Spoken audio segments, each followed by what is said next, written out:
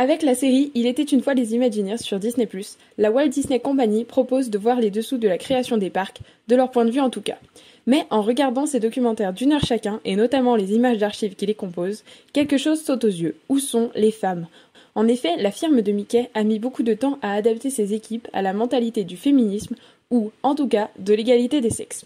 L'une des pionnières de cette égalité a évolué au sein d'une branche assez élitiste de Disney, WED Enterprise ou Walt Disney Imagineering. Et elle s'appelle Harriet Burns. Harriet Taft, de son nom de jeune fille, née le 20 août 1928 à San Antonio, au Texas. Après son diplôme en art à l'université de Dallas, elle étudie le design à l'université du Nouveau-Mexique. Elle commence sa carrière en créant des décors pour des émissions télévisées telles que The Colgate Comedy Hour et des décors d'hôtels de Las Vegas. Sa première rencontre avec un parc d'attractions se fait à Lake Arrowhead, en Californie, avec le village du Père Noël. Quand son attraction ferme en 1955, un ami lui conseille de postuler chez Disney. Et c'est ce qu'elle fait. Elle devient peintre de décors et objets pour l'émission télévisée le Mickey Mouse Club. Son don pour les couleurs est remarqué et elle devient la coordinatrice des couleurs sur le plateau. Elle design et réalise même le Mouse Clubhouse. Marty Sklar, le vice-président de Walt Disney Parks and Resorts, se rappelle d'elle comme une artiste fabuleuse. Elle avait un incroyable sens de la couleur et du design. Et elle était la mieux habillée. Cela n'a jamais changé. En effet, elle vient toujours au bureau avec une robe assortie et des talons ronds.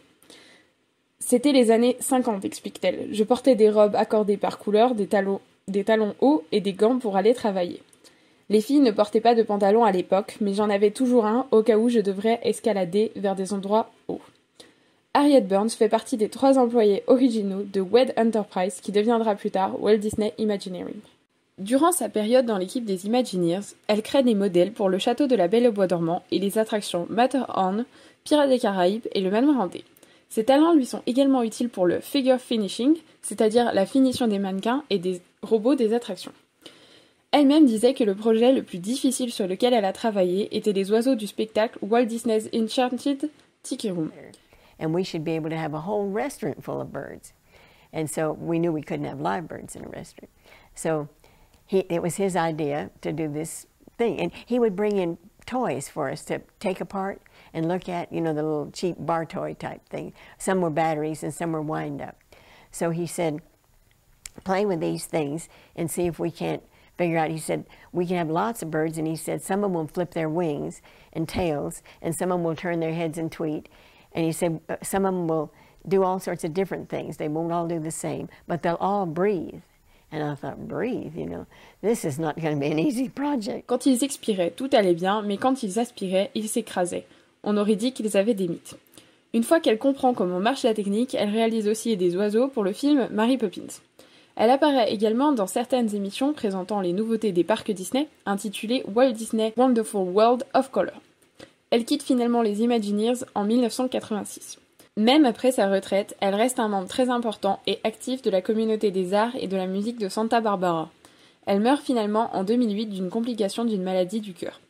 Pour récompenser son travail et son engagement, Disneyland installe une fenêtre sur Main Street en 1992 portant l'inscription « The Artisan Loft, Handmade Miniatures by Harriet Burns ». Le grenier des artisans, miniature fait à la main par Harriet Burns. La compagnie la désigna également comme Disney Legends en 2000 pour son imagination, son talent et ses rêves qui ont créé la magie Disney.